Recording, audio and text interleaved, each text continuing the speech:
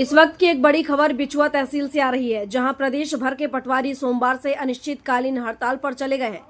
सरकार से कई दौर की बातचीत के बाद भी जब 5 सूत्रीय मांगों का निराकरण नहीं हुआ, तो मध्य प्रदेश पटवारी संघ ने चरणबद्ध आंदोलन के अंतिम चरण में पूरी तरह से काम बंद करने का निर्णय ले लिया है।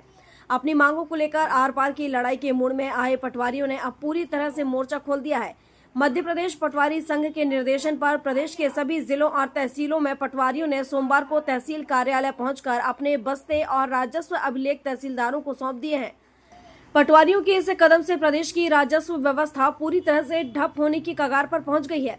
पटवारी संघ का साफ कहना है कि पदोन्नति, कैडर रिव्यू और वेतन विसंगति जैसी मुख्य मांगों को लेकर वे लंबे समय से आवाज उठा रहे हैं, लेकिन शासन स्तर पर सिर्फ आश्वासन ही हाथ लगा है।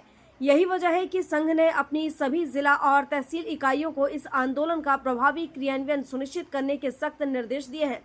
इस कलमबंद आंदोलन के तहत सभी जिला अध्यक्षों को यह जिम्मेदारी दी गई है कि वे अपने अपने क्षेत्रों में आंदोलन की पल पल की जानकारी और रिपोर्ट प्रदेश नेतृत्व को उपलब्ध कराएं।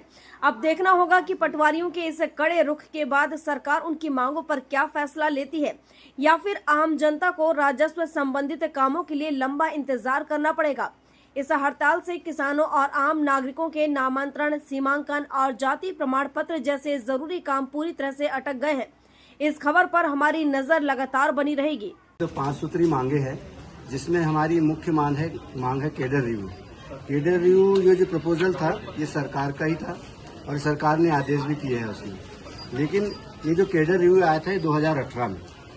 कैडर रिव्यू से मतलब ये था कि पहले भर्ती पटवारी से होता है तो पटवारी, उसके बाद 6 साल बाद सरकार उसको सीनियर पटवारी, और 14 साल बाद सेक्टर ऑफिसर और 24 साल में सीनियर सेक्टर ऑफिसर। इस प्रकार से मतलब ग्रेड पे में भी बढ़ोतरी की जाएगी। और ये सरकार का प्रपोजल था और लगभग 2018 से लेके अभी तक के 8 साल हो गए, किसी प्रकार का उस पर अंतिम निर्णय नहीं लिया गया है। और इसके लिए हमने काफी वेट किया और ये हड़ताल भी है चरणबद्ध तरीके से शुरू किया। 15 से 18 तक के हमने सबसे पहले जो है सामूहिक अवकाश लिया। उसके पश्चात हम लोग 18 से लेकर 22 तक के काली पट्टी बांधकर हम लोगों ने काम किया। 23 से लेकर 28 तक हम लोगों ने शासकीय ग्रुप से जैसे लेफ्ट हुए।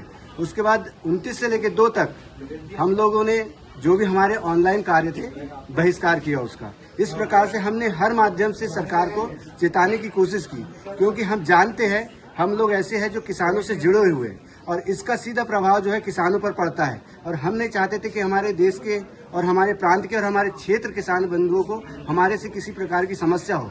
इसलिए हम हमारे क्षेत्र की जनता से क्षमा प्रार्थी भी है कि हमारे कारण किसी भी प्रकार की उन्हें बाधा हो रही तो हमें माफ करें, क्योंकि हमने बहुत इंतजार किया और मजबूरीवश हमें हड़ताल पे जाना पड़ रहा है। इसलिए और साथ में ये भी अपील करते हैं हमारे क्षेत्र की जनता से कि हमारा समर्थन करें और सरकार से हमारी मांग को मनवाने के लिए हमारा सहयोग करें।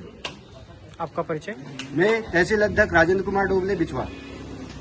बिचुआ से चंचलेश इंदौरकर की रिपोर्ट।